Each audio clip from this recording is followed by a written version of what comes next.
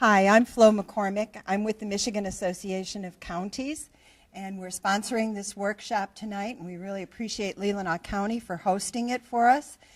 I'm going to run through who the speakers are, tell you a little bit about what you're going to hear tonight and who's going to be talking. I am the Special Projects Director at MAC, and this is my assistant, Gabriel Zawadzki. The purpose of this workshop tonight is really to help you be proactive about economic development.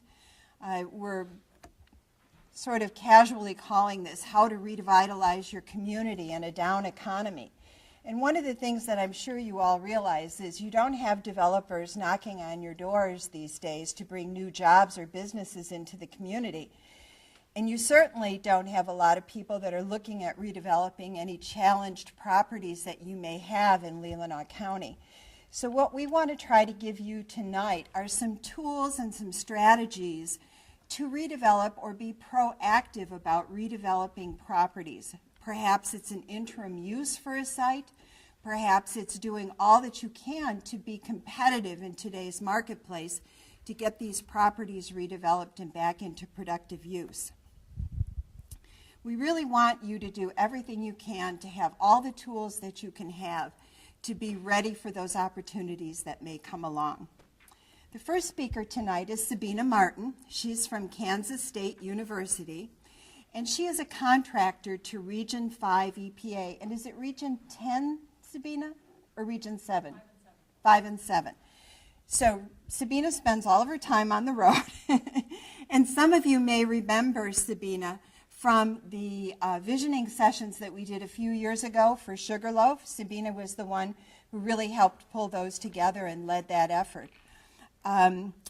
She is the head of the Technical Assistance to Brownfield Communities, the TAB program, and she's going to be talking about a lot of the tools that they have available both online and the type of assistance that TAB can provide, again, in addition to the types of visioning sessions that we did a few years ago. The next speaker who's going to talk about her program is Laurel Berman. Laurel is with, now are you ready, she is with the Agency for Toxic Substances Disease Registry, Atsdr, and she is with the CDC, the Centers for Disease Control. She's actually housed in EPA's headquarters in Region 5 in Chicago. She's in the same building with those folks, talks to them quite often, and works very closely with them. She is with the Brownfield and Land Reuse Program in Atsdr, and she's going to be talking about the types of things that her program can do to help you look at brownfield redevelopment through the perspective of public health issues. And she's been working with a lot of communities in the Great Lakes region, and she can tell you some examples of some interim uses as well as some long-term strategies to address public health concerns that you might have with some of the properties that you want to get redeveloped. And then we have two of not only Leelanau County's contractors, but two of the best consultants that are in the state of Michigan. And I say that without hesitation because the Michigan Association of Counties has asked both AKT Peerless and Envirologic Technologies to be the only two brownfield consultants that participate in our Ask the Expert program. And they've graciously agreed to do that. Any county member of MAC can access them, send them a question via email, and get responses through our program, and we're really very delighted to have them. Dave Van Haren is with AKT Peerless.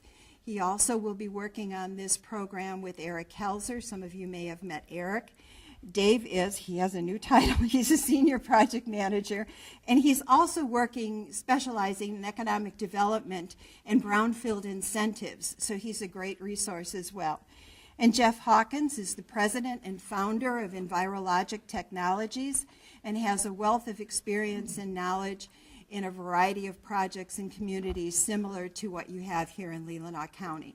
They're both going to present hypothetical or sample sites. We're not going to be talking about specific sites in Leelanau County, excuse me.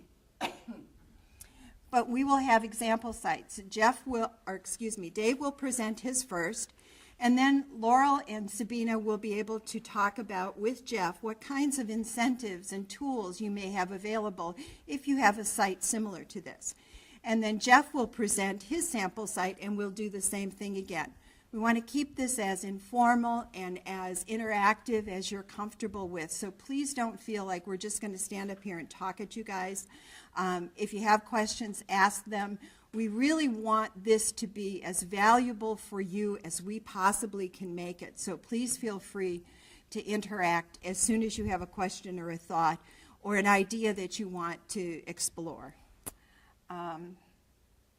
I guess that's it for me. We're going to be on a fairly tight schedule, so I'm going to be the timekeeper, and I'm going to keep guys moving. So I hope you enjoy the workshop, and thank you all for coming tonight. Sabina. And we're recording too, so if you have a question, I'll come around with the microphone. We want to make sure we capture your questions. Okay. Gabriel, which one am I using here? Is it on? Since we're taping. Okay, does it work? All right. So I have to stay rooted to this podium because we're filming. I was told not to move. We prepped the duct paper now. Exactly. So I'm going to give you a whirlwind tour what we can do for communities through the TAB program. And if I speak too fast, just kind of say something. Since I only have 15 minutes, I have to hurry up. So TAB is a national program. It's funded by the EPA. We're not a contractor, we're a grantee. So we have a grant from EPA, that's all right. I never get it right. And we have this now for the third time, I believe. These are 5-year grants, so we've been doing this for quite some time. And through this program, we assist communities, as Flo already mentioned, in EPA regions 5 and 7, and that's a 10-state area. Since we have the grant, whatever we do is free to communities. So there is no charge involved, and since we are not stakeholders, we are a neutral party. So I just want to show you where these regions are here. Oops, if I can do this with a clicker, yay. All right, so this is region 5, and of course you guys are up here, up there. And then we have this blob, since nobody from region 7 is here, I can say that, this lavender blob in the middle here with those 4 states. So that's the area that we serve. Can everybody hear okay? No? Louder, Sabina. All right. You know what? I'm going to stand right here. I'm going to move. Is that a microphone for her? No, we just have the ones. You could move up.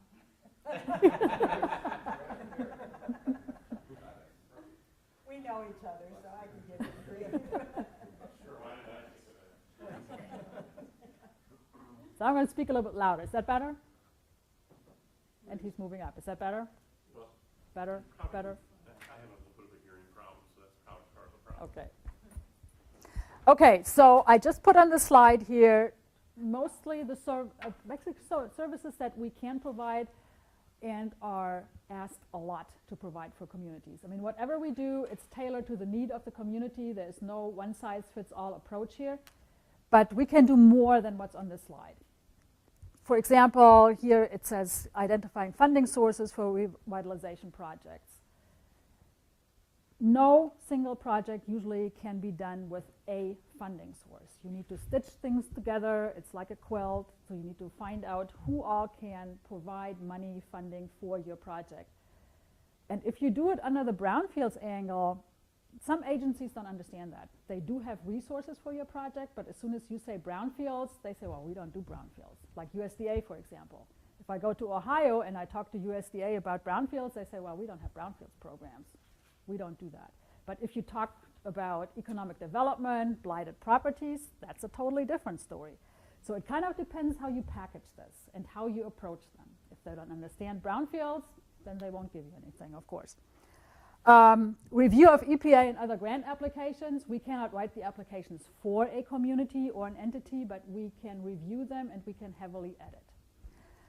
Help finding a consulting firm, the same thing. We cannot say, and we will not say, these guys are good consultants, just hire them, they're going to do a good job.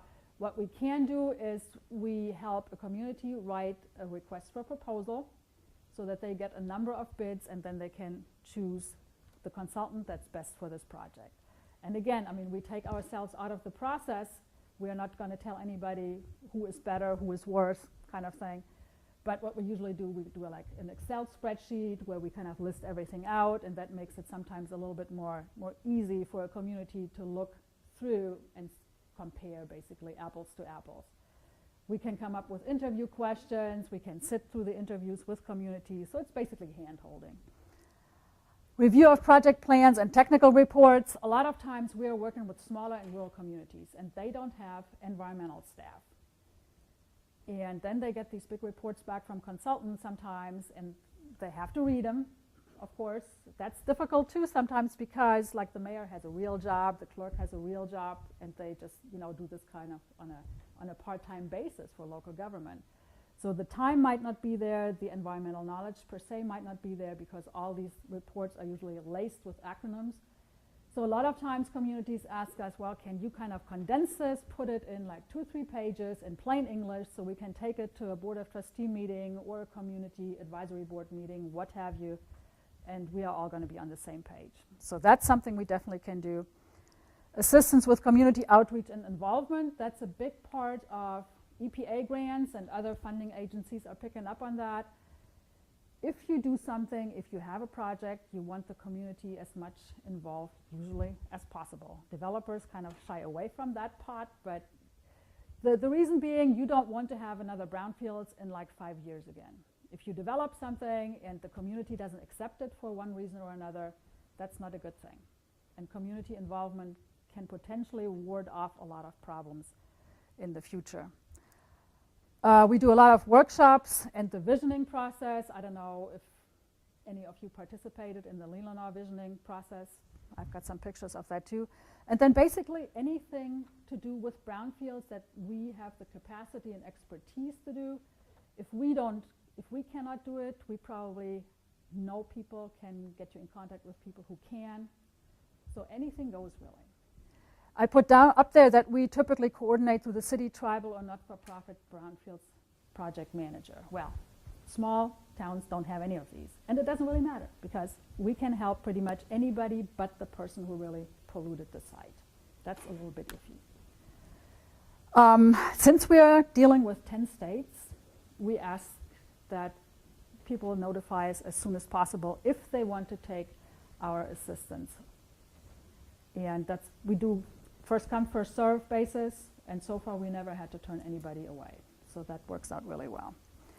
There is not really an application process. All it takes basically is sending an email or picking up the phone and calling us, and then we'll just talk about what you need, what you want, and if we can help you out with that. So it's really, really simple. I already talked about the workshops. Workshops can be anything. It can be like, what's a brownfield? It can go to contaminants, to remedial technologies. I mean, anything that you think you want to roll out a little bit more and get information on. The planning process is really, really important in a project. The earlier you plan, the better off you are. For example, the big EPA grants, and Trudy knows that one. I mean, they're usually, the RFP for that one comes out, the request for proposal, August, September. Now is the time to plan for those, because if you wait until this thing comes out and then you put your partners together, it's usually too late. It doesn't work that way. Here's the visioning. For those of you who have been to the visioning process in Leelanau, you remember that, right? Just to tell you a little bit about the process, basically everybody is invited to these visioning sessions. That's really just a brainstorming session for a site. What could be there? What could the community need? And what would be a good fit? And then there is a big voting going on at the end of this process. Here's a nice, this was Sugarloaf, of course, and here's that beauty. And this was one of the outcomes. So we worked together with a landscape architect, and she, when we tallied the votes, we put this, or had her rather put it in a visual rendering. And for Leelanau, we had number 1 and number 2 visual renderings, ideas. They were fairly close together, but there was enough distinction to really produce 2 renderings. A lot of communities like Leelanau, they put it into their, the townships put it into their master plan. Others attach it to proposals because it documents community involvement. It also documents that you have a goal for your site, that you know what you want to do with it if you get the funding. And unfortunately, we are at a point now where you will be very hard pressed to get any funding if you don't know what your the future reuse will be for a site. This is another example where we also did a visioning session, and I just want to show you some pictures because this is a totally different scenario. This is a very, very small community in southwestern Missouri, 756 people, and they had this monstrosity right on their main street. It's an old hospital built in the 20s, full of asbestos and lead-based paint, and for the local youth, it was party central. Nobody did anything about it. They couldn't, the town didn't have the money, no resources, no nothing. They didn't know about the asbestos. They just wanted to be no partying going on, and they wanted to have their kids safe. So they came to various Brownfields conferences that they have this on an annual basis. They petitioned everybody to please do something. The Missouri Department of Natural Resources, that's the equivalent to your DEQ. Here they finally did an asbestos survey, an air monitoring survey around the property, and there was actually asbestos in the ambient air. And Region 7 stepped in, and they did a removal action, and the community ended up with a clean slate. They took this whole huge building down. We were asked to do a visioning session with the town, so just that they could kind of, generate some ideas on their own what they wanted to do. And this was the outcome. They wanted to have green space that was in the front. They wanted to have a clinic because they had to drive, I think, 30 miles for the next medical services. They wanted to have a new town hall. They wanted to have retail. You can see this here a little bit. Oops, right button. And some apartments on the top, because this town has a huge school. They had, I think, 3,000, 4,000 students, and they draw from the surrounding area. So they thought if they could offer some accommodations to teachers, they wouldn't have to drive every day. They would stay there. They might buy something in the town. So that was the thinking. This was a little bit overkill, because right now what they have is a city hall that maybe is a quarter of this room, just sitting on a cement slab. This was about 4 years ago. So right now it doesn't look anything like it. This is just the view on the main street. The hospital is right here, but this is really the town. And this is looking from the other direction. So there is not much there to begin with. That's the site after the hospital came down. And when we did the visioning session, just keep this building in mind here. This is a historic building. That's from the other side, but it was decrepit. Structurally not safe, just nice looking sort of from the architecture. The visioning session generated a lot of interest. Somebody ended up buying this building, they put it on the historic register, and they refurbished it. So they basically stripped it pretty much down, kept the outline and everything, and refurbished it to its original design, basically. Right now there is a restaurant here on the first floor, and this town never had a restaurant. They had a convenience store. And here is an apartment that's rented right now. Next door there was a ballet studio that opened up, and just because of that, it just, all of a sudden, people come into town just to have lunch there, and dinner, and I believe they cater too. This town does not have any grants. They didn't apply for any grants. With their own labor, they put in a new park. And somebody donated playground equipment, and this, I think, was like early spring, so lawn doesn't look too good. But they also put in a Veterans Memorial. And again, that was pure sweat equity. And they sold the bricks engraved with the names of the veterans. And that's how they funded all this. This is a huge attraction. They have a Veterans Parade right now that draws about 3,000 people every year. Hence the restaurant. Now it just, it just kind of adds up. It was like a domino effect. But all this happened without a single cent of grant funds. We have, back to what we do, community involvement tools, and again, we have some fact sheets that are on our website that can be used for community involvement if you want to go that route, and if you want to hand something out in meetings that is accessible for free, you can just kind of get it off the website and print it off. But as a standalone tool, these things are usually not good to use. You don't just want to hand somebody a flyer and say, that was our community involvement, just that was it. We do a lot of technical presentations, and we try to keep it light, but it's technical stuff. Sometimes it's dry, so Sometimes it works and sometimes it doesn't. Whatever you do as far as community involvement or anything, if you have food, you get people. And we are very lucky that we are working with a lot of smaller and rural communities that are actually totally getting behind all this, and they have potlucks, and it's just great. I just briefly want to mention 2 tools that we developed with our grant funding. One is the Brownfields inventory tool. Again, that's available for anybody who has web access to use for free. It's password protected. You come up with a password and a username. Nobody can seize your stuff unless you decide to share and you network with somebody else.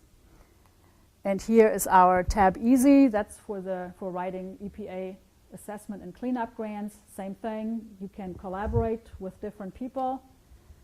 And it's a very intuitive tool. We update it every year. But whatever you do, it's like you need to take the initiative in Brownfields. Any type of project, really. And you do need to have a champion. Somebody who has the energy and the time to move a project forward. We have seen it so many times where a community just kind of stops in its tracks. Maybe they start out with a person like that. The person leaves for whatever reason, and there's no succession, and everything dies. Or they don't have somebody like that. Everybody's talking about things, oh, we should do this and should do that, but they don't have anybody who steps up to the plate and says, yeah, let's do it. And nothing ever happens. So that's a very important person to have. Here's my contact information. If you like any assistance, any help, just let us know. So that was this in a nutshell. I mean, we can do a little bit more, but I don't know if I'm over time already, probably. Yep. Sorry. While Laurel is getting mic'd up so we can record it, I want to make sure that everybody has picked up this flyer at the back of the room. Sabina's program is highlighted, and on the second page of the flyer, Laurel's the first page, Sabina's the second page. Their website, their contact information. We tried to give you some snapshots of some of the free resources that are on their websites that you can download and be able to take a look at. You know, a lot of good stuff here for you to access that's available. All you got to do is download it. We'll take questions after each of the site descriptions. Right, thank you, Flo. I will try to speak loudly. Can everybody hear me? Yes, okay, great. Thanks for having me. I was up here in September, so I'm thrilled to be back. I work, as Flo said, for the Agency for Toxic Substances and Disease Registry, and we have a mouthful of a name, but we are a federal public health agency. We are not a regulatory agency, but we make a lot of recommendations. We're a very small agency. We're co-located with EPA across the country. We have a liaison office at EPA headquarters in Washington, D.C., and our headquarters are in Atlanta with Centers for Disease Control. While we're not regulatory, we find that to be an asset often. We're very good with communities. We work grassroots. Not being enforcers or regulators, we can build capacity and trust within a community that we might not be able to do if we were regulating that community. So who are we? What is Atsdr? We already talked about our long name, but our mandate is to protect people from hazardous or toxic exposures in the environment, in different environmental media. We do this under the CERCLA law by doing health consultation and assessment. That is our bread and butter. That is why we were created. Also health investigations, exposure investigations, education and outreach, and then several of our reps, our representatives across the country, probably because we've worked on about 500 actual brownfield sites, meaning sites eligible for EPA funding. We realize these sites are a little bit unique. It's not a site-by-site basis when you work on brownfields. I work in Blue Island, Illinois, which is a collar suburb of Chicago. They suspect over 400 sites in their 4 square miles and 20,000 people population, half of which do not speak English as their first language. So we know that brownfields can present multiple issues to communities. We actually call them land reuse sites more commonly because we don't give out EPA funding, and so we will work with any community that has a concern about a site that's being reused to the best of our ability. So why do we care about these sites? Why does a public health agency care about brownfields? It's a question that we get a lot, and it's a question that we also ask communities. Why do you think we're public health people? What we see is that public health needs have been identified in these communities. I'm sure many of you, when you go to redevelop a site, does it just happen easily and the community has no concerns? Everybody's happy? Nobody cares? No conflict. Right. And well, I work in a small area called Southwest Detroit, which uses phone trees. And if there's a twitch for a permit, let's say for one of the major industries in the area, 200 or 300 people will show up that night. That's a level of activism that's admirable. And in smaller communities, I worked in Baraboo, Wisconsin, which is a town of about 12,000 people, 45 miles northwest of Madison. At the public meetings, we had concerned citizens that wanted to know what is happening with the waste transfer facility and what are you going to put in there and where are you moving it? You know, we're getting it off the river, but where's it going to go? It's going in someone else's backyard is usually the community concern. So we know that these are public health needs. We also know that multiple sites create multiple impacts on communities. The very minimum blight. They take down a community. You live next door to a foreclosed building or an abandoned industrial site or a vacant lot, your property value may not be doing so well. We see lowered property values, worsening housing conditions. We see that in brownfields areas, especially as we get more dense environments, more dense urban environments, the more disadvantaged populations are living among and within the brownfields.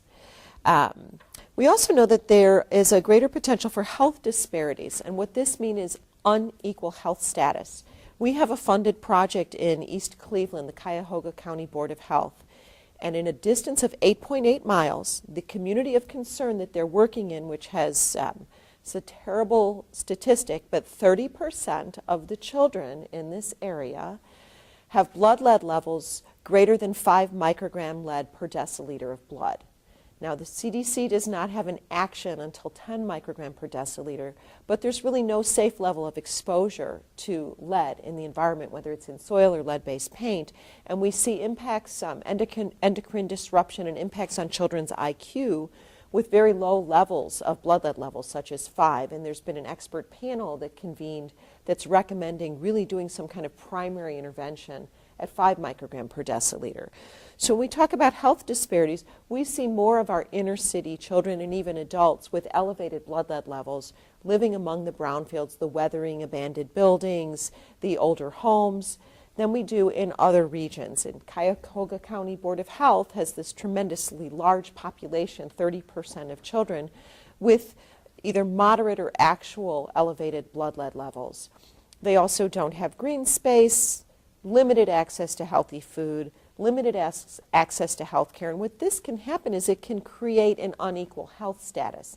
It's so unequal, the health disparities are so great that when compared, I believe the area is called Lindenhurst, don't quote me on this target area of concern in the East Cleveland area, when compared to a neighboring town area 8 miles away, there's a 20-year life expectancy difference.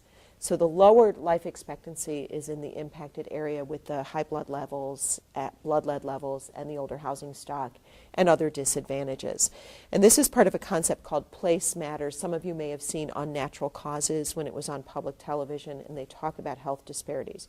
So I'm going to encourage you, when you're looking at economic development and you're looking at brownfields as a real estate transaction, try to look at it as a health transaction, because you can really improve an entire community, an entire city, by redeveloping with health in mind.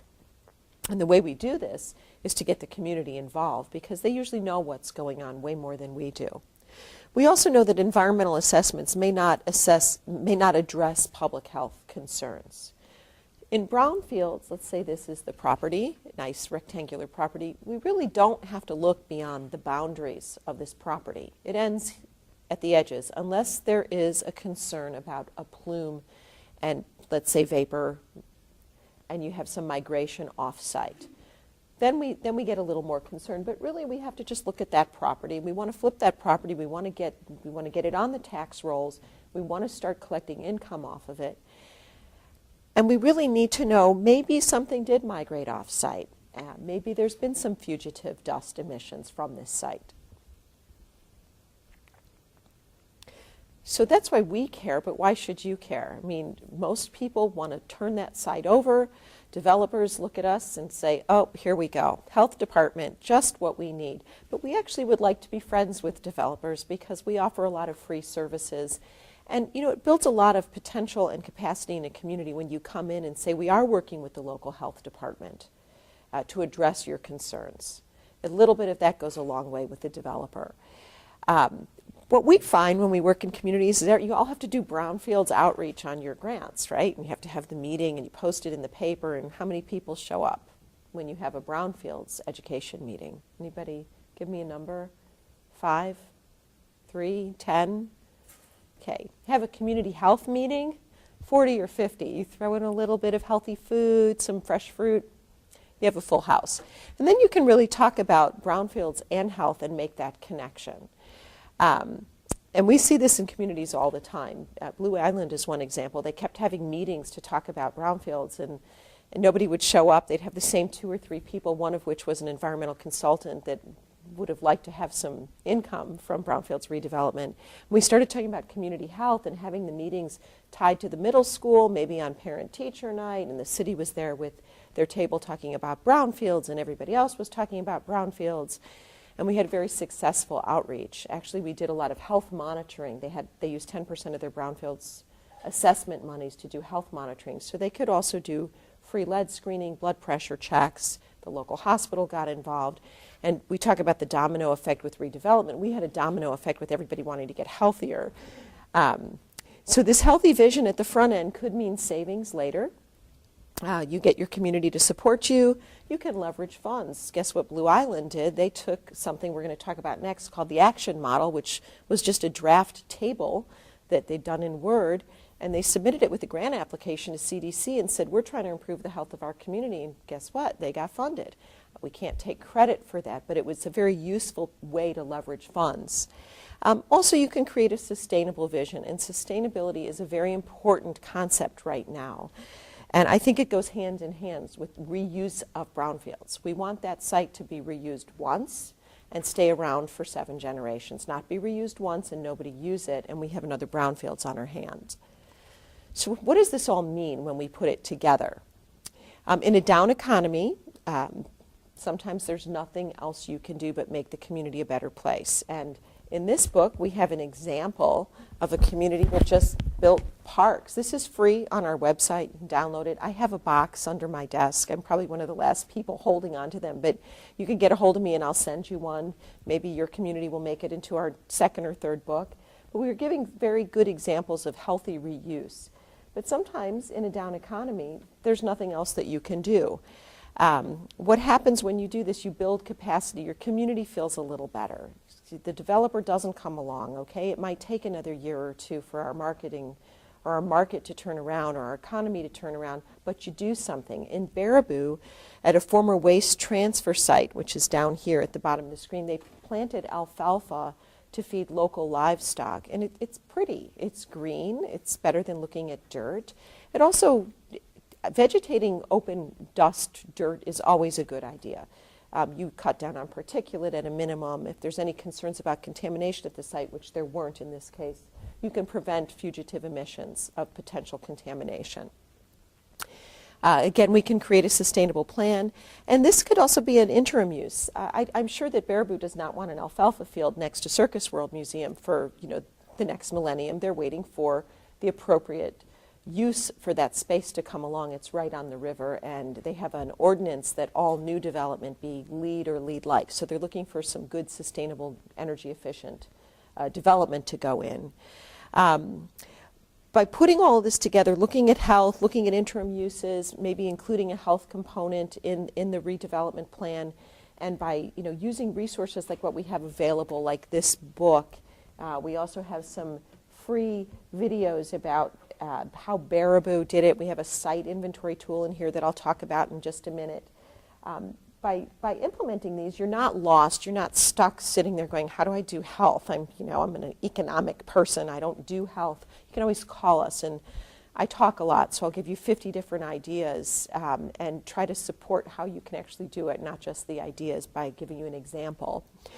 2 other towns, one, Rutland, Vermont, Baraboo, we've talked about. Rutland, Vermont, I want to talk about very quickly. There's a film out called The Blood in This Town, and you can look at the trailer online if you Google it, and it shows what you can do with no funding. Baraboo had Brownfields assessment funding. They had allocated some funding for community health monitoring. In Rutland, the main street was kind of getting derelict. It was very down economy, and the people that lived there just said, okay. And some guy named Michael Smith said, we're going to build a mountain bike park, and he went out with a pickaxe and took out, young kids, and on the weekends they go out, and they have 16 miles of mountain bike trails now, and it's getting famous in that region of the country. They have a nearly famous blood drive, hence the name The Blood in This Town. And the whole film is built around the blood drive and interviewing folks that are making things happen in Rutland. The Sugarloaf area made me think of what this mountain bike area looked like. I mean, what a great interim use. Go out and mountain bike. They did put in, they'd like to do narrow trails for mountain biking, but you can do hiking trails. And another thing that I thought was very interesting is they have a year-round farmers market. So they have an indoor farmers market. Now, Vermont is cold. It's cold here. Empty building, middle of Main Street. They strung up lights. They're bare bulbs. Somebody knew how to do that. And they sell things. Somebody's baking. Somebody might be selling soap. Somebody has a hoop garden, and they're growing, things you can grow in cold weather like kale and some root vegetables, and they're selling them. And then they have an outdoor farmers market. And we really would hope to bring the Rutland folks here for the next conference because they're fantastic. So what can we do as an agency? We, and there are 1.5 of me, and then we have our reps in 10 other offices. We work nationally, and we carry a big stick. We have 1, 2, or 3 reps in 10 different offices. We can help get these resources into your community by doing what I'm doing now. We publish. We have this book of best practices. We have an article out. We try to come up with grassroots strategies. We also have a funding opportunity that I'm going to send to Flo, and she's going to send out all across Michigan. It'll be in grants.gov, and we're just waiting for it to be announced. And we can fund 3 or 4 communities up to $150,000 apiece to do any type of health-related, public health project related to redevelopment. And we have past examples. People did community visioning. They used photo voice. There was a community garden on a former landfill site. Pulling tires out of to do a watershed restoration and then reusing those tires for a recreational path. Your community resources, the book I've showed you already, best practices guidance. We do risk communication. We have tools. We support EPA projects. We provide grants. And we can help communities without any funding while you're waiting for that Brownfields grant or the next load of money to drop in from the lottery. We focus on the development community. This is something called the action model that is featured on our website and in the Baraboo video. And it's 4 steps to assess community health status. We ask 4 questions, which we'll get to in just a second, and probably use on some of the site examples because I'm going to run out of time really quickly. I want to stress something that Sabina talked about. One thing that we always stress to communities is to elect a steward who's going to stay with it for the long haul, or your project will lay in a drawer. And I find 8th graders to be wonderful stewards if you can get them to educate the next batch. We work a lot with schools because they get their parents involved. The 4 steps of the action model we'll probably get to when we look at site examples here.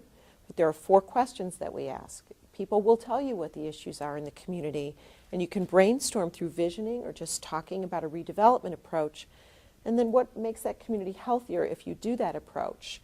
And then finally, we create an indicator by collecting data. What data are needed to measure change? You now have community-driven indicators, and your community is comprised of residents, planners, people from MAC, people that are consultants, people from health agencies, DEQ, DNR. You get this group of people, level the playing field. you elect your steward, and all of a sudden you've got something measurable that you can track over time of redevelopment. And we're starting to see measurable changes in communities based on the redevelopment. This is an example of what it looks like when you start filling in the 4 steps. Usually we work on newsprint and then we type it into a table because we're all scientists and we like to use Excel.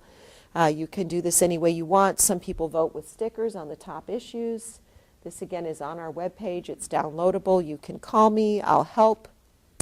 We have a site inventory tool that's probably a great complement to the tab, Brownfields inventory tool.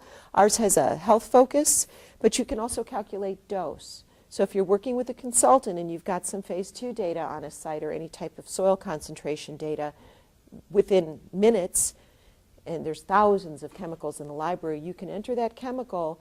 Let's say you have 10 sites and you're not sure which one you want to work on, but the one that might have a solvent pool or lots of lead, you can enter in the concentrations and we can estimate the exposure dose to people accessing the site. This is free and we support it as well. We train on this. So I probably will need to stop. I know you have a question. Did you have a... Could you go back to the previous slide? Yes. I noticed after the word brownfields, you have the words land reuse. Yes. Why? Because our world is not limited to those sites funded by EPA. So it could be a landfill, it could be a RCRA site, it could be a Superfund site. The tool can accommodate multiple types of sites. So Brownfields is a terminology tool to us because we're not EPA. But the name brownfields wasn't a turnoff, and therefore you felt the need to add the words land reuse? No, Brownfields it was not a turnoff, but our agency looks more broadly at land reuse sites. Land reuse is the term used by health folks. So when we worked with health departments, we tailored the tool to local health agencies. We interviewed local health agencies all throughout Region 5. And when we talked to them about brownfields, we said, do you do brownfields? And they said no. And then, well, what do you do when there's a property that is going to be reused? They said, oh, that's a land use site or a land reuse site. So this is a health-based term. It's just terminology. Do you consider one to be a subset of the other or co-equal? I think that brownfields, capital B, defined by EPA, is a subset of land reuse sites. So land reuse has, in terms of your orientation, what you do, is a more important designation than brownfield. I wouldn't say it's more important because we don't have hardly any money to give away. So I think that we just know that we work on a broader world of sites. We can be petitioned. You can petition us. If it meets the criteria, we'll address the site. We also work on Superfund landfill sites, and we want to be able to address them with this tool.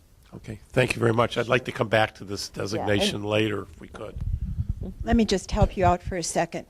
The brownfield money, and there is a statutory or a federal definition, I should say, of brownfields. Michigan doesn't have a definition of brownfields, but the feds do. And the EPA money, the grant money that you got, is statutorily at the federal level limited to only certain sites. And so for them to be able to work on a broader range of sites, that's why there's the co-name. Yeah, good way to put it. So as far as what you can do, you can inventory sites, you can prioritize for redevelopment options. These are some of the ideas at Blue Island that they're using as they were inventorying sites to see which could become community gardens. You can save money allocated to consultants by using the site inventory tool because you can create it yourself, or we give it to consultants, and maybe they would not have to start from the ground up. Again, my example was Blue Island, where they have entered 404 sites into the tool, and sometimes they just have the name of the site. They don't even know if a phase 1's been done yet. It's easy to use. Again, it can be combined with the BIT tool, and we talked about the dose calculator, and it's free. So we'll do trainings on this as well. Can you give us some examples of Can you give us some examples of some positive outcomes as a result of your interventions in Southwest Detroit? In Southwest Detroit, Baraboo is much more stellar examples, I will tell you, because of the high level of volunteerism. In Southwest Detroit, what we've been able to do is focus on the positives. So we have the city involved. We have done a huge lead conference with Wayne State University that was free, where we trained people on a lead ordinance passed by the city that any property owner renting to a child has to have a lead risk assessment done. Those can cost about $300 to $500. The prosecutor was there. We had workshops. They could go from room to room. We did a very large conference. We've done several health fairs in which we do presentations on healthy homes practices to reduce lead exposures in the home. We've done free lead screening of children with the Detroit Health and Wellness Promotion. We've enhanced partnerships between the city and different agencies. EPA Region 5 is creating a website for Southwest Detroit. So these are positives in terms of community capacity and avoiding exposures and health education. In Baraboo, they created 33 measures associated with redevelopment, and there's been a positive change in 1/3 of those measures. Sites have been moved off of the river. The action model has been incorporated in the master plan. The recreational trail has been hooked to the Ice Age trail. They put in, I think they're called poop stops for dogs, because it was something people asked for. And so these are counted as changes and indicators that are positive. It looks great on a grant application. So what you can do is use TAB, ATSDR, call us. We're free. EPA is a great resource, Michigan Association of Counties, and often your residents are wonderful. This is my contact information. Check out our website. And I think I've talked long enough. We'll go back to this later.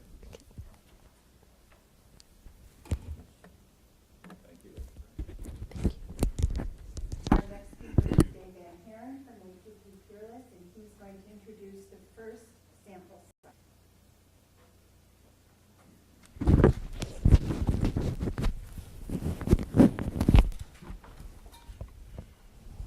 Good evening. Yes, my name is Dave Van Haren. I'm with AKT Peerless Environmental and Energy Services. And as Flo indicated, we are a consultant under contract with Leelanau County for their assessment grant that we're getting to the near the end of their EPA Brownfield assessment grant. And we're also one of the 2 consultants under their Brownfield Revolving Loan Fund grant through the EPA. And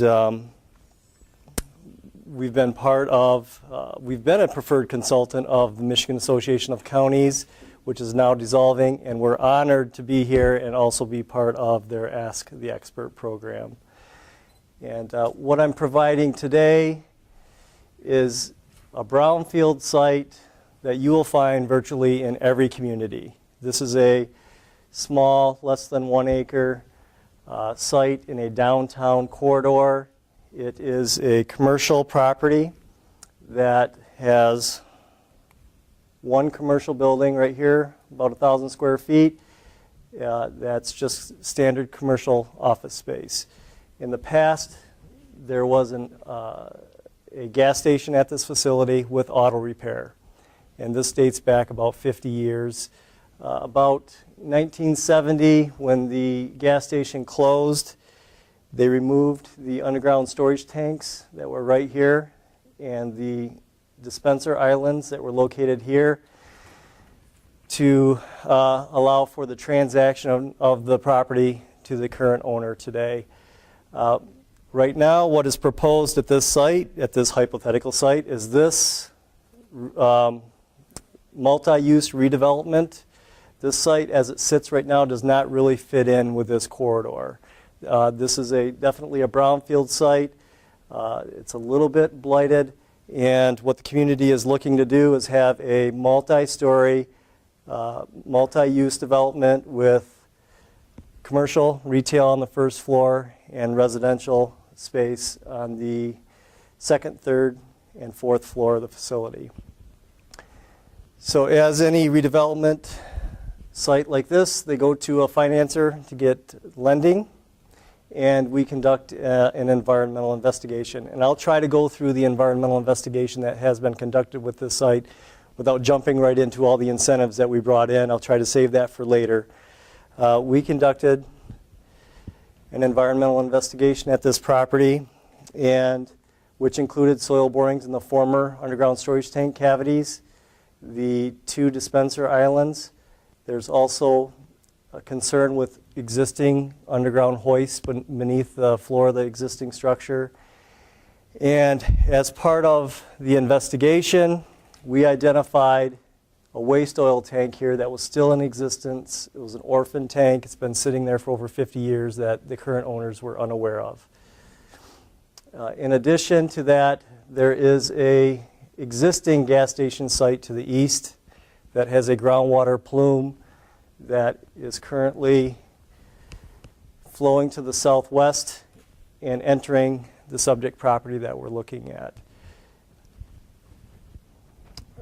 The environmental conditions that we have identified that the current developer is looking to address would include the abandoned orphan underground storage tank, the waste oil tank, that we have identified a confirmed release to shallow soils around that tank.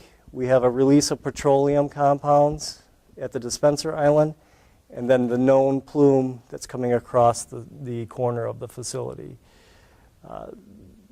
For this site, what we did when we looked at the petroleum constituents at the site, we looked at exposure pathways for each of those compounds of petroleum that we identified. We look at drinking water pathway, although this site is provided by a municipal drinking water source. We look at that pathway. We look at direct contact pathway in case any of these soils were left at the surface of the site or construction workers were to come in there, would they have exposure to direct contact? One of the critical items we looked at in each of these borings, and you'll see this point here, that point right there, and that one, those are called soil vapor points, where we look at, this is going to be directly underneath the commercial space.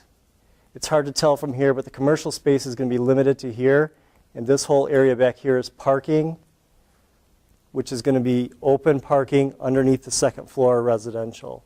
So immediately underneath that commercial space, we look to see if there's any gas vapors building in the soil that could cause a vapor intrusion issue into the subject property and providing an exposure pathway to occupants of the facility. So for this hypothetical site, we did not identify any vapor intrusion issues. The concerns that we have are the underground tank and petroleum contamination in the shallow soil at the waste oil tank and the 1 dispenser island, groundwater contamination from an off-site source, and we also have asbestos-containing building materials within the facility itself that needs to be demolished. And then after that, we're going to talk about potential brownfield tools to address that. This side is much further along than what we normally get involved with, because you have an assessment done. You had a phase 1 done on this site, you had a phase 2 one. There's a developer. You know, when communities contact us, usually none of these things are there already. So at this point, I mean, to me, it seems like, okay, the cleanup is an issue. Yes. And I mean, hypothetically speaking, of course. Yes. When we got into this site, you know, we had a developer looking at this property, and there were no incentives available to them at that time. The developer, let's say, is a client of ours. We knew this community had an EPA Brownfield assessment grant. So we used the EPA assessment grant to conduct the phase 1, the phase 2, and identified the underground storage tank. Another thing we did under the assessment grant was in this boring right here, we saw evidence that there may be a release from that tank. We didn't have enough to confirm a release, but there was evidence that there may have been a release. So with that, we were allowed to use the assessment grant to remove the tank to fully quantify the soils underneath the site, to fully quantify this environmental conditions at this site. So we used that grant to remove that tank. So when you did the phase 2, I mean, did you arrive at a cost estimate as to how much it might be if you would? As have to part of the clean up? phase 2 in the state of Michigan, we also conducted what's called a baseline environmental assessment, which we submitted that to the state of Michigan to allow for the new owner-operator to have liability exemption from the existing contamination. However, as an owner of a site that has contamination, they have to exercise due care. They have to operate this site in a manner that's going to protect human health and the environment and take measures to not exacerbate existing contamination. So part of that is, the footings and foundations and the columns that are going to go in. We estimated about 1,200 yards of soil will have to come off of the site. And that's where we're at right now, is what kind of incentives, tools can we use for that cleanup component. And dollar figures associated with that? Is it like? About $150,000. That's Okay. not just for the soil removal, that's for contingencies in case we're doing construction in this area and we have to dewater contaminated water. And what we're looking at right now is potentially a cleanup grant, Brownfield cleanup grant / loan through the Michigan Department of Environmental Quality. And we also have in place a brownfield plan with a local municipality that also partners with the DEQ for tax increment financing to repay the loan to the DEQ Right. for their due care costs. And a lot of times, I mean, the DEQ is a great resource. And I think just in case that funding wouldn't come through, I mean, just hypothetically speaking, who owns the site right now? Is that the community or? It is a small owner.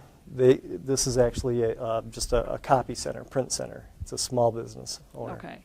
If the community would take ownership, they could apply for a Brownfields cleanup grant from EPA for this too, just in case one falls through, and if they want to step through all these hoops. So, I mean, there are different funding sources there for cleanup, but usually it's a lot easier to go through the state and a lot faster. Because when you go for the big Brownfields grants through EPA, I mean, you're competing against everybody and their brother, basically. It's a national competition. And it's tough, and it's getting tougher. And it takes a long time to write the application, potentially. And I don't know how long it takes to apply for DEQ for this. Probably shorter. That's a great point. We considered an EPA cleanup, site-specific cleanup grant from the EPA, which those proposals come out in the fall, and you find out in the spring, and it takes a good year to get that going. Immediately, when we started talking about what kind of due care costs we're going to have here, we're going to have soils, we're going to have groundwater, demolition, asbestos, and started tabulating what those costs were. We pulled in our local representatives from the DEQ, brought them to the table, and started talking to them about options, and collectively came up with a grant / loan program. And it took about 90 days from the submittal of that application to the grant agreement, and we're getting into the work plan phase. Much, much faster. The question I would have, just in general, I mean, how big of a community is this where this site is located? Where this site is located, there's I mean, hypothetically, just like large, over there's 50,000? 15,000. 15. About 15.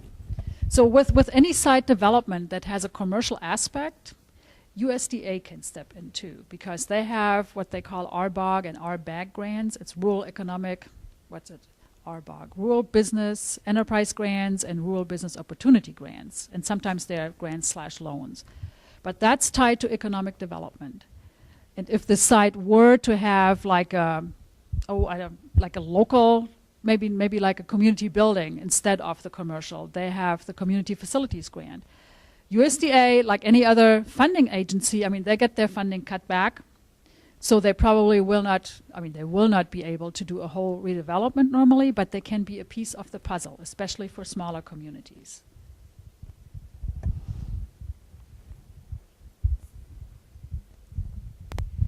One of the things that I want to ask is, did the community decide ahead of time what type of development they wanted on this property?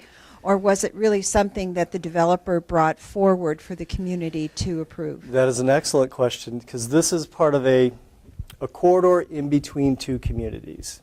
And the jurisdiction, the community that this property sits in, went through a master planning process that included a lot of public involvement. And there's also a corridor study that has been conducted. When the developer first proposed this project to just staff at the city planning, not going in front of the commission, but just talking to staff, they had a completely different design of this plan. And they met with the planning department. There are other buildings in this area that they wanted to kind of fit that theme, so which actually resulted in higher, better building materials to the exterior. This includes a zero lot line design for a walkable community. So they did incur some additional costs for this development, which also the community said, you know, we love this new plan. You're going to have a 10% increase in construction costs. We will help you with at least that in brownfield incentives. See, that's the important thing that I really want you all to pay attention to. And one of the ways that I would like to see you be proactive about the type of development. If you are ready and you have an idea of what your trade-offs are, what you're willing to do, when that developer comes to town and starts talking with staff or whomever, you're already an equal player in the game, if you will, and not just reacting to whatever the developer brings to you.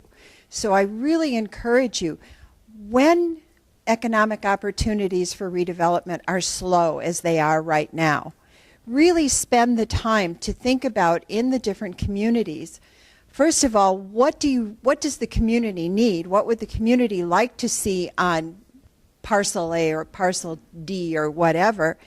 And then what are you willing to do, either as a community or as the county, to help facilitate that so that you're ready when that developer comes along? And if they know that you've already gone through all of those issues locally, the two things developers don't want to waste is time and money.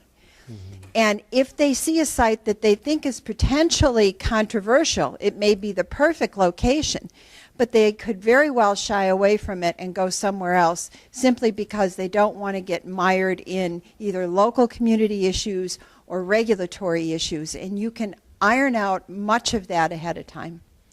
Laurel, do you want to add some things?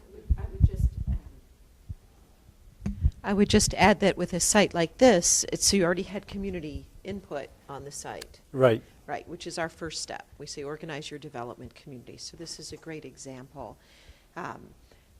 Another piece that you could put in is communicating risks to the community, which it sounds like this has been going on with the potential plume and migration. Yes, what we had is, as part of the Brownfield plan process, the minimum requirement is one public hearing in front of City Council.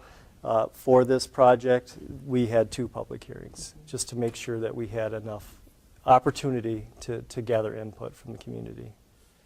And another point that I would make, and this is something I've learned from working with communities, you know, when we see funding opportunity announcements, whether they're ours or somebody else's, we just send them around. So our email list is growing larger and larger.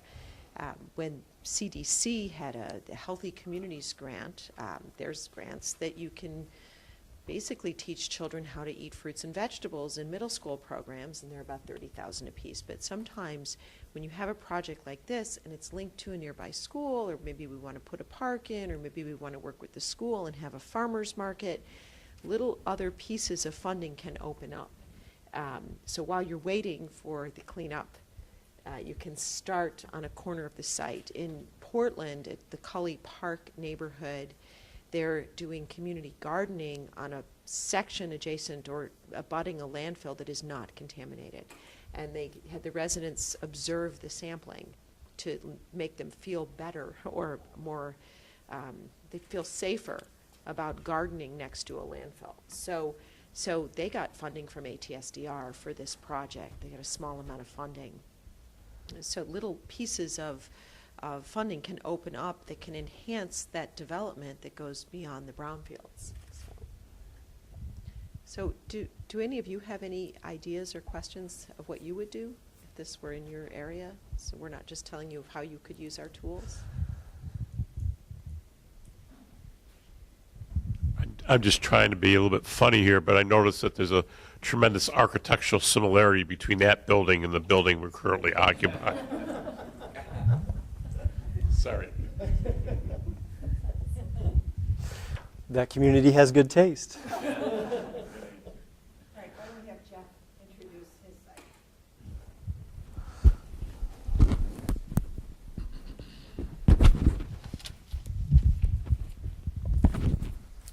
Yes, sir.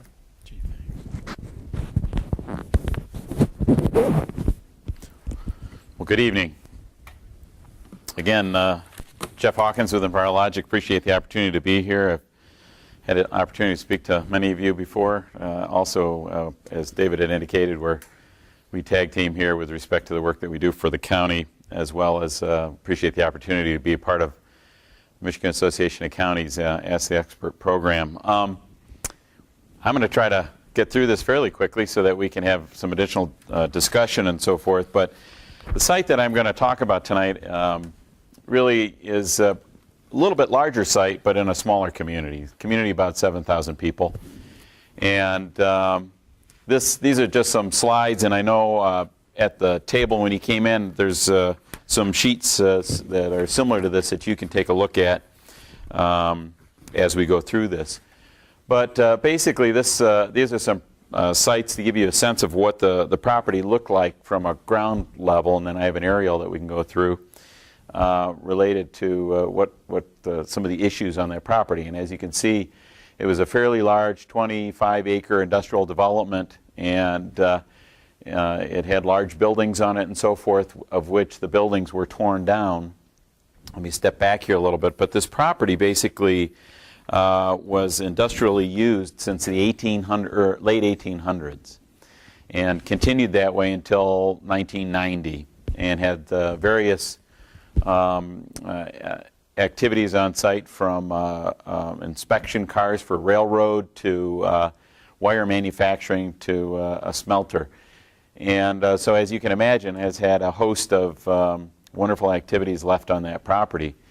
And basically, over the years, improvements didn't occur on the site, and in 1995, the city took this thing back on tax reversion, and we're left with a site that was fairly ugly, as you can imagine. Some of the buildings were demolished, primarily for scrap, and what they did is they left various piles of debris that's really unrecyclable material that's full of wood and other junk, as well as asbestos all through that material. There's contaminated soils on it, and so on and so forth. But as you can imagine, the city's standing there and looking at this. What do we do with this particular piece of property? The old building foundations remain, along with a significant amount of buried utilities and infrastructure. And in addition to that, if we go to the next slide, hang on here real quick. There it is. No, let's go to the next one. I'll talk about that in a minute. But this particular location, as you can see, is bordered by St. Joseph River, and has residential areas and other wetland areas and so forth on this property. But it has a whole host of challenges associated with it, and there were many questions as to what to do with this. Numerous investigations have occurred on the property, of which we have most of the demolition debris is off. A significant portion of the property still has fairly decent concrete over the top of it.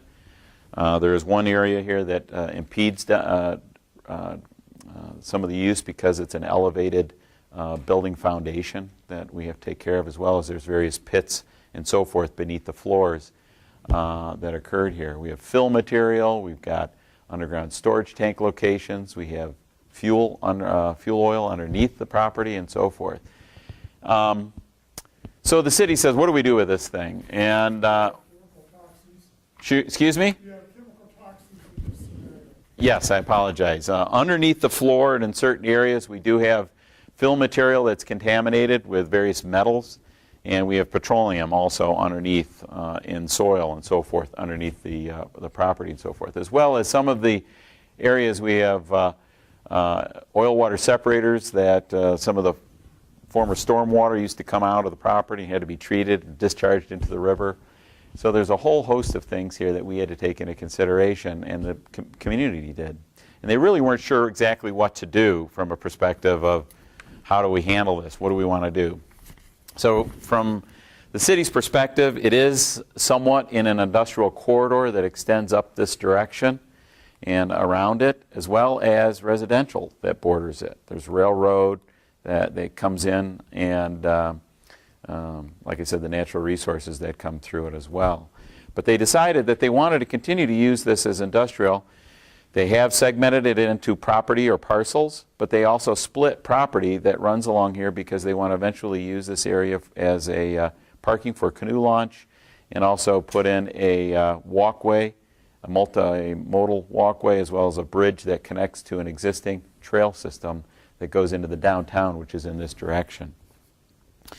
But I think the important thing to take away a little bit with this property, David had indicated some of the tools, the due diligence that had to be done on it and so forth, the investigations that had to be done on it. But it was a layered effect over a period of time that I think is important to take into consideration. In 1999, the city was awarded a site reclamation grant from MDEQ. Keep in mind this property was taken over in 1995.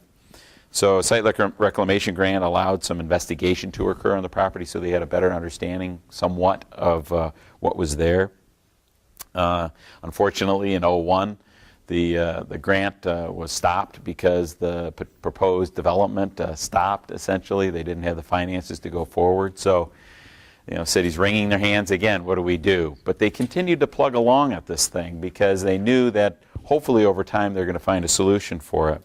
Demolition activities continued on the property in 2004 and 2005, which took down the buildings with the exception of the foundations, but left a bunch of scrap and so forth. In 2009, MDEQ conducted a Brownfield redevelopment assessment, or that Section 128 EPA funds that the state uses to do assessment on the property. And then we also used and applied for and used a US EPA Brownfield cleanup grant on this property, which removed over 3,000 tons of asbestos-contaminated debris, and we excavated over 460 tons of contaminated soil and concrete.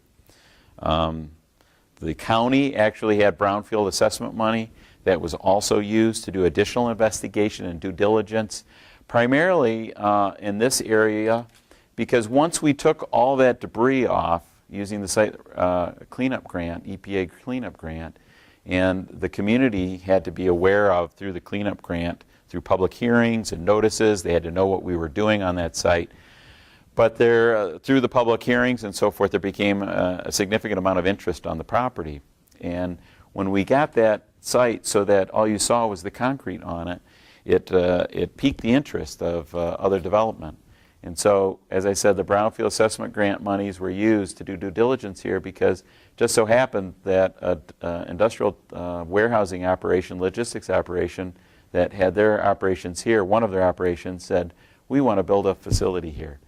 And so they've since, I don't have a picture of it here, unfortunately, but they have a 10,000 square foot service facility that services their fleet of trucks for their logistics distribution center.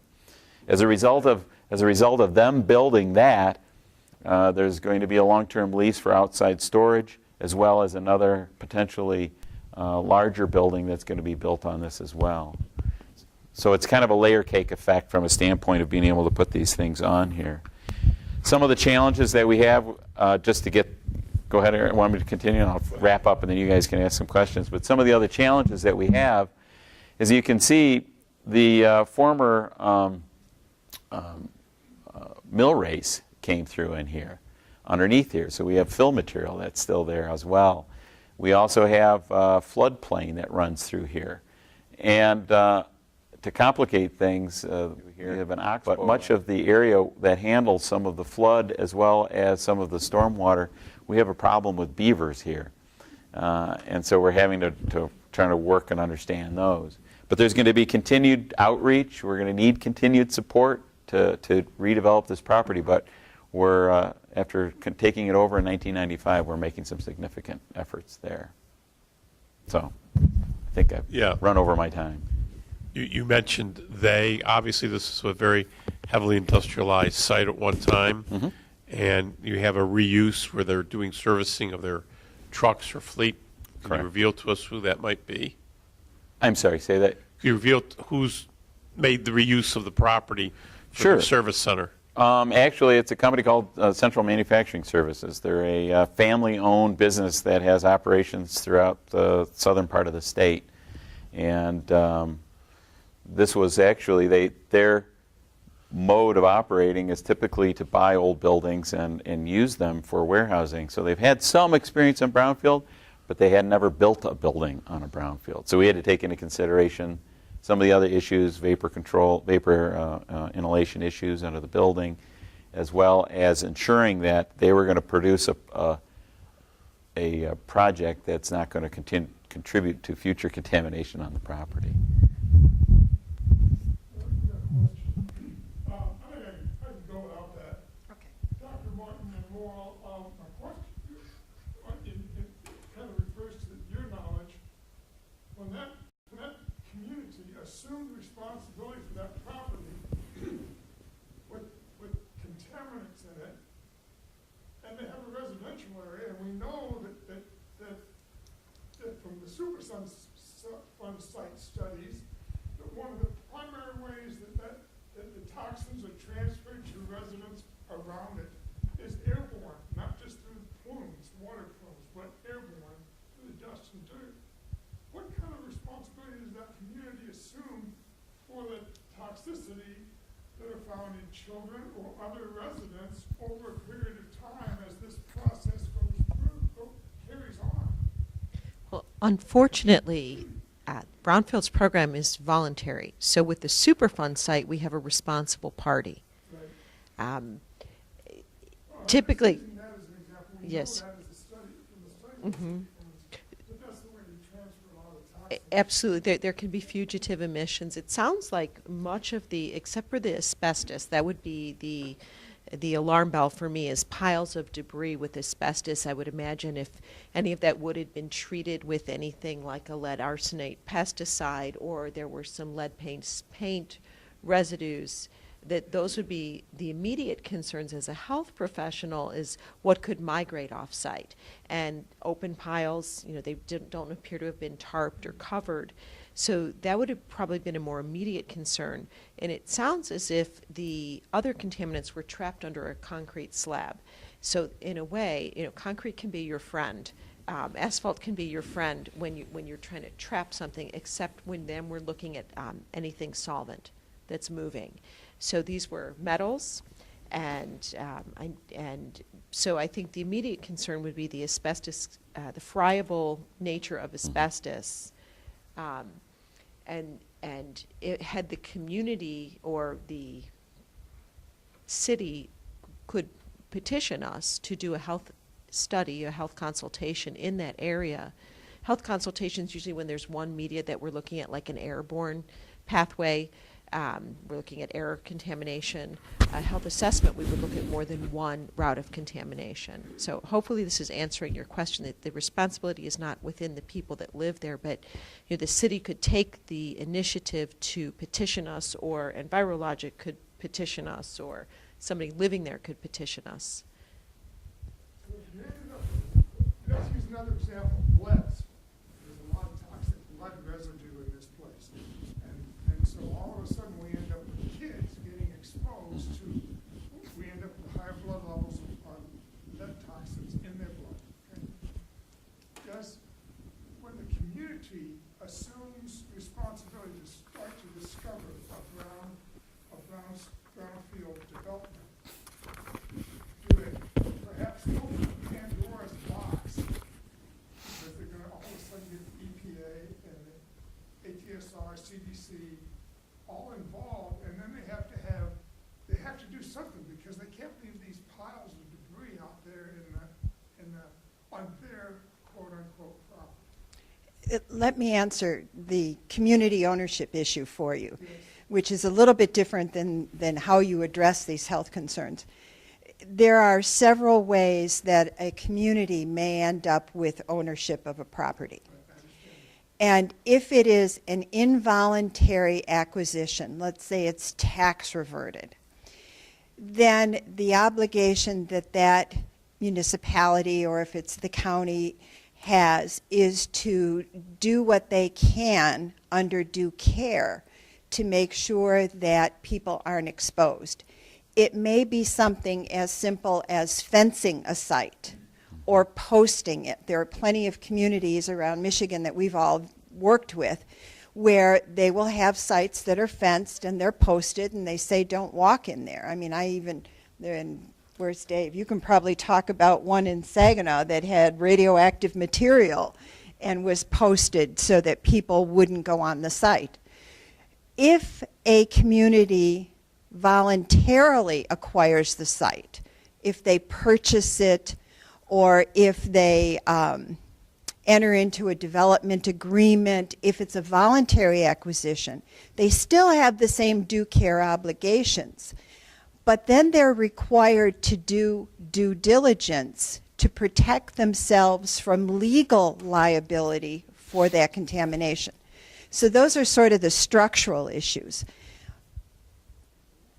The reason why we're doing this tonight is to be able to bring to the county and the communities in Leelanau County those free resources that can help address those issues beyond what's legally required.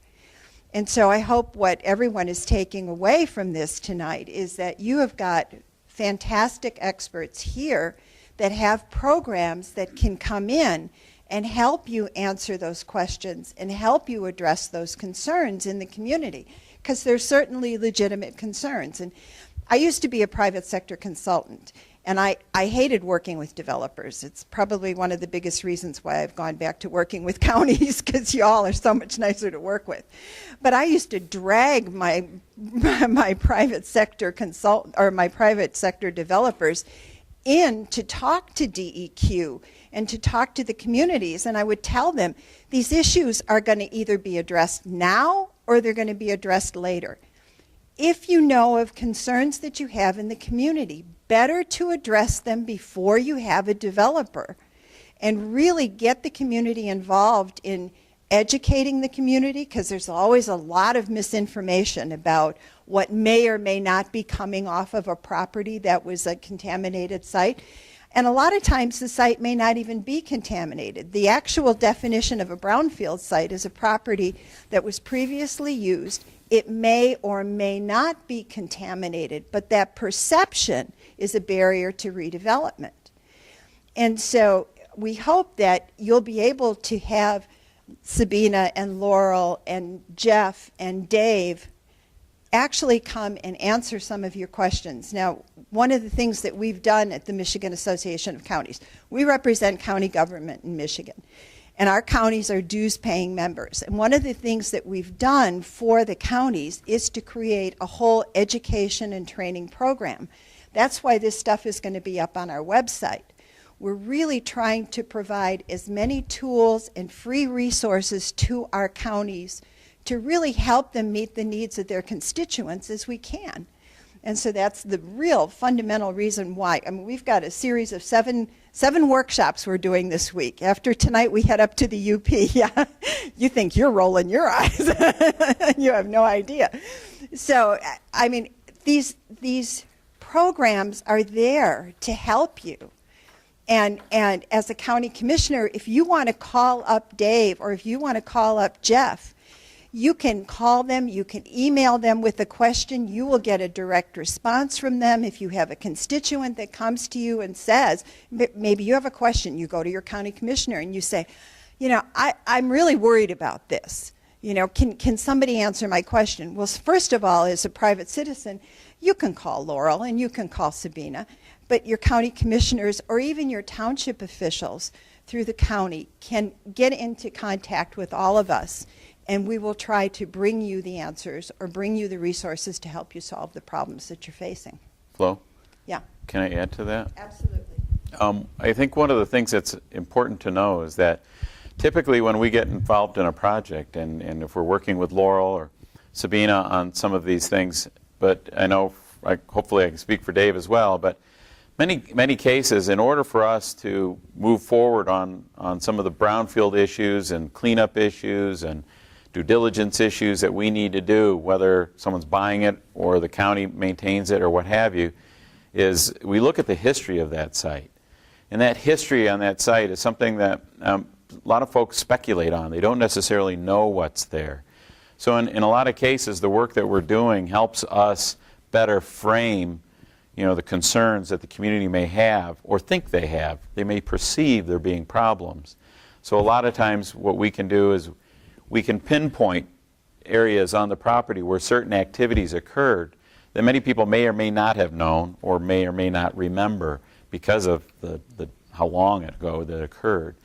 And the investigations and the work that we do to draw that information out, whether it's through visioning sessions where some folks that have lived here a long time can bring us some real fact information that we may not be aware of, or through the work that we do when we're collecting all this history, it can definitely help frame the site better so that we, on behalf of you as a community, can address those issues with a little bit more straightforward manner and be a bit more efficient in the way that we use some of these tools, as well as make the community feel safer. Yeah, I'm going to add and then pass. One of your best friends is your local health department or your county health department. You have a real unique structure here because you have MAC that can guide you to all of those. But people need to know, even going to Google and saying, well, who do I call if I suspect a toxic release? There's a hotline for EPA. I think it comes to my number, ironically, even though I'm not with EPA. But you can usually find a good 1-800 number as a place to start. And sometimes by the time people get down to ATSDR, they have gone through, Illinois EPA, Illinois DNR, federal EPA, and then we get the calls and they'll say there was a fire and it was 5 miles away and now I have lung cancer. And sometimes it's really not related to the fire, but people do find us in very odd ways. But 1-800 numbers for EPA are pretty good, your local health department, and EPA will do an emergency removal if there is an emergency, just so you know that. I just wanted to pick up on what Jeff said. These assessments here, what we're talking about, these environmental site assessments, where you go out and actually find out what the previous use was and how bad, if there's contamination there, how bad it is, what you're dealing with, where is it all. That puts a box around things. So if you have a site where there is no developer in the wings, and that happens quite a bit, that helps a lot to have this information, just to move a site forward. Because automatically, for example, if you see that, you assume the worst, right? It's next to residential, it has 10 gazillion previous uses. Who knows what's there? It's a big question mark at the black box. And the developer usually won't touch that unless they have more information. And these sites assessments, that provide the information to move forward, because all of a sudden you can put a dollar figure to something like that. You know how much it costs. And from experience, sometimes the environmental side of a site, that's a drop in a bucket for some developers. As soon as they know, okay, this is like what, a couple $100,000, $300,000 in the big scheme of things, that's like maybe 5% of the cost. But just to deal with this unknown, and then to have the resources out there like MDEQ or the EPA Brownfields grants that help you as a community at no cost to provide this kind of information to a developer, that's worth gold sometimes. The other thing that I want to add, a site like that, when it's this big, it usually has different PIN numbers, meaning that when you go out for grant funding, you can split the site. You can have maybe, and I'm just making this up right now, assuming there are 3 different PIN numbers, you could have 3 different grants applied for at the same time. Cleanup grants and assessment grants. Doesn't matter what it is. You can split it out. It might be good for you to split it out in terms of development too, because it is a huge site. Maybe you want to go in phases. If you have the information from the site assessment, you know where your contamination is. If there is something there, you could address the clean parts first. And then you might already see a domino effect. So, sometimes it helps a little bit to think outside the box and not just say, oh, we have this huge site, we need to do everything at once. You don't really have to. And that, just to follow up on that, that's kind of exactly what happened here. We still have a whole mess of issues here. We have also a DEQ grant loan, about $800,000, to implement on this property. But we knew well enough, based on the investigations that had occurred to date, that this area was in better shape than over here. Yeah. And that was an easier thing to develop while we're continuing on to work on these areas as well. And the other thing on some of these sites is also you can go with what's called institutional controls, for example, meaning you don't have to clean it up. Maybe it's the soil, the geology, the groundwater, the ordinances, the use in that area is amenable to do institutional controls, like you put a parking lot over the heaviest contaminated soil at the site. So you prevent access and nobody will get hurt by you leaving it there. I mean, that goes with a deed, so you have it documented in eternity for the property. And if the projected use changes in the future, then of course you may have to address that anyway. So it's a little bit of a gamble sometimes. But a lot of times that's done nowadays because it's cheaper, it's faster, and if your state laws allow that, I mean, that might be something to consider. A lot of times when you're dealing with a larger site and you can kind of build your reuse around what you could potentially leave in place. So if you are dealing with an architect or a developer and he wants to put a structure there, and you have to have landscaping around or a parking lot or whatever, you can kind of be creative as to where you put that depending on what the contamination might be at that site. So there are lots of different solutions what could potentially happen. Quick question for Laurel. Have you ever, I'm just kind of curious, historically, like I was just thinking about it from a standpoint, there used to be a copper smelter here. Has there ever been, after the fact, finding a historical, maybe that occurred back in the mid-1900s, that, what impact did that smelter potentially have on the adjoining neighborhoods? That, the current condition of the property may not be contributing anything, but it's the history on it that might be contributing to it. I haven't been in my position long enough, but I do know that in Missouri, the lower half of the state, so 60% of the state, did a lot of mining of lead and smelting as well. So what's happened is the groundwater is impacted, and we don't always look at lead in groundwater as much of an issue as lead that we inhale from dusty environments or kicking up dust or ingestion, kids getting dirt on their hands and eating it, or pica kids and also. Sure.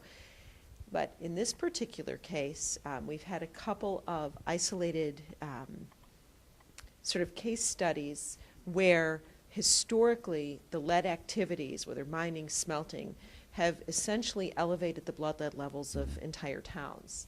And ATSDR was involved. I was not involved. Our Region 7 office was involved.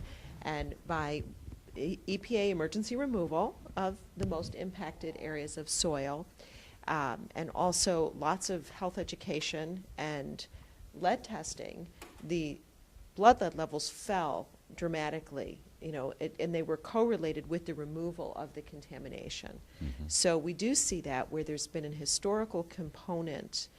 It's very hard to trace a health impact or health outcome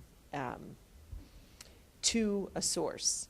So lead is one of those things where, you can, if you're living adjacent to it, in this case, there was enough of an elevation in the community that as the lead was remediated out of the former industrial site, the people living adjacent to the site, their blood lead levels dropped dramatically. And so that's one example. Mm-hmm. What they do with the crushed rock after they extracted the copper here at the site? The question was, what did they do with the crushed rock after the done with the smelting? I don't know. I mean, we were, we're not exactly sure how that all worked. The reason I'm asking, I've seen several times different mining town situations where they took the debris from the crushed rock if they wanted to fill in a driveway or something. Mm-hmm. So it got distributed around the neighborhood, right? And they did that, for example, in Washington State with uranium rock too. So. Well, they didn't mine the copper here, so from a standpoint of the smelting, I suspect it was a downstream effect, where they were maybe purifying it or doing something more to it. So there was no waste rock. So I don't know that there was any waste tailings or rock associated with that. There's another point I wanted to bring up. You probably would never have heard of this site, Kitty College in New Jersey. And that was an accident. So we have a presentation that we give sometimes called The Good, the Bad, and the Ugly, and we have a picture of Clint Eastwood. So this would definitely be in the ugly category. And it was a former mercury thermometer factory in sort of a strip mall that fell off the list for the state national priorities list. And within a couple of years, it was a daycare center with a pregnant owner. So little children, especially our most susceptible population. So this is why, these are the sites that are presented to us. Was it a brownfield? It was a mistake. It was a land reuse site, so in our opinion, and it was very unfortunate. We have sites in Saipan that were from World War II with unexploded ordnance that we've done a huge public health outreach campaign. I think we have a lobster with his claw blown off by video, public service announcements, bringing in elders from the community to talk about why you don't want to pick this stuff up and play with it. There were also phosphorus-containing materials, and divers would go down and pick up the pretty rocks. Well, it would burn their suits off practically. They would be burned when they came up from diving. So the more you know, as Jeff was saying, as Sabina talks about, the more you know about a site, what potentially could be there, the history of the site. That's why we like the site tool also, is just a way to, you can just, what was the past use? How often is that site accessed? We always say, what is the frequency, route, and duration of exposure? If the site is fenced, if there's a concrete pad and relatively inert materials, metals underneath that pad, sometimes it's just preventing people from getting in there. Another issue that we see is vandalism with foreclosed buildings or abandoned buildings and people breaking into steel metal, and they're stripping out caps that could be capping, in one case, a natural sulfur well, and then the neighborhood filled with H2S at fairly dangerous levels to human health. So the more we know about sites, the more we can prevent people from accessing them while they're laying in a state of contamination. Fence, locks, really good caps, really strong locks. You can protect your environment much better. And the interesting thing about this site is the community is very focused on wanting it to be safe development, because their plan, as they indicated, they're going to be putting access for public here to, like I said, launch canoes and so forth, but then access a future recreational trail, so to speak, along this area. So they're going to want to make sure there's no exposure. Any other questions? I want to kind of end things by telling you a story about West Branch Township. And this is a site that Dave's firm worked on quite some time ago. And it was the old Osceola used oil refinery site, heavily contaminated, but the township was very proactive. They worked with the County Brownfield Authority. They did everything they needed to do to work with DEQ to get some cleanup on the site, to decide what incentives they were willing to offer a potential developer. For example, if the County Brownfield Authority were willing to approve a brownfield plan that included brownfield tax increment financing, they can't do that without the local township or village or city approving that tax capture, that increment capture. So they had done all of that homework ahead of time. Company came to Michigan. You know how you buy the colored mulch that you put in your gardens? A mulch manufacturer came to Michigan. They were very interested in locating somewhere along I-75.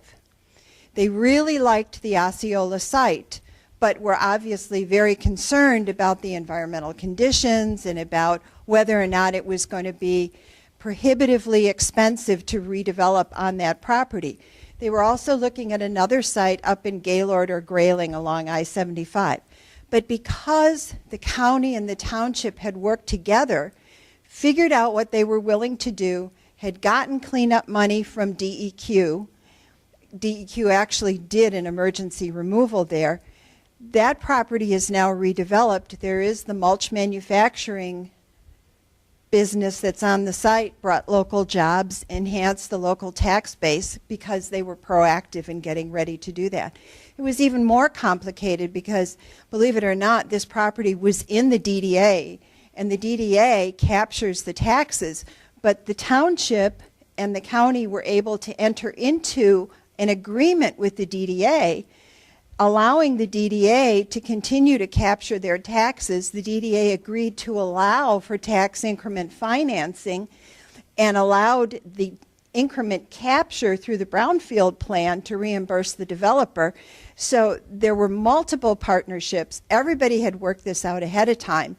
And now you've got a business located on that property, and it's being productively reused. So, well, I'd like to thank everybody. I really appreciate you coming.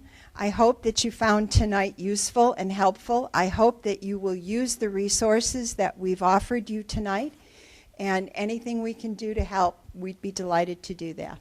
So, thank you. Trudy, do you want to wrap up, please?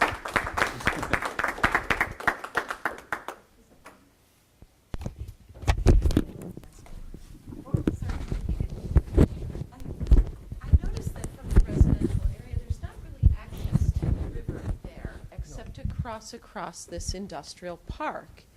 And I was curious if the community said lop off the end so we can see the river from where we live and walk to the river. I know you're going to put in canoe, there's a plan for canoe access. How do they get to the river now? Because I see there's the railroad right-of-way. So they're sort of blocked off from access to the river. And this is something we hear from communities all the time. They want access to the river, and now there's industrial development happening there. Yeah, well, one of the, I think, like you said, yeah, that this area here is going to be blocked off, but they did try to basically segment this parcel off so that there was going to be access for the public all along this area. So they're not cutting this whole thing off, but they're basically what they did before they offered this to any developer was they pulled a whole strip and separated that from the main parcel. So they would control the property along the river. And then, like you said, there's really no access here. What they're going to do is open this area up here. And the intent actually is we're going to be recycling some of the concrete here and using that as a base for a parking area.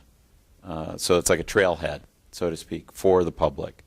So the intent was to separate the park or the industrial area for use by the citizens. It's just interesting because it aesthetically is not so nice to, I work in Detroit, you know, you're looking out your window at a refinery, so that disturbs people often. So just was curious as to just this whole island of slab and buildings, and you have residential neighborhoods across the river and also behind it. So Yeah, there is some separation here too, where this is also, and then all this whole area here is industrial. So you're right. There's been some. it's the old formula It's of the old- industry on the river. Exactly, and there was a discussion about the possibility of just opening this whole thing up and Yeah. trying to continue to keep that separation. But there were some other aspects here that were just too hard to give up from an infrastructure perspective with the rail spur that can be reestablished, and just some of the other complicating issues too, which would have made sense perhaps with the floodplain being there, the 100-year floodplain. But money talks to some extent, fortunately, or fortunately for the community, because they're creating jobs for these folks here, to work in this area. Hopefully, the intent is to put a form of industry here that's going to be less impactful to the community here from a standpoint of environmental, or the river for that matter, correct? Because we're still tracking a lot of uncontrolled discharges from this site into the river that we're having to deal with. Thanks.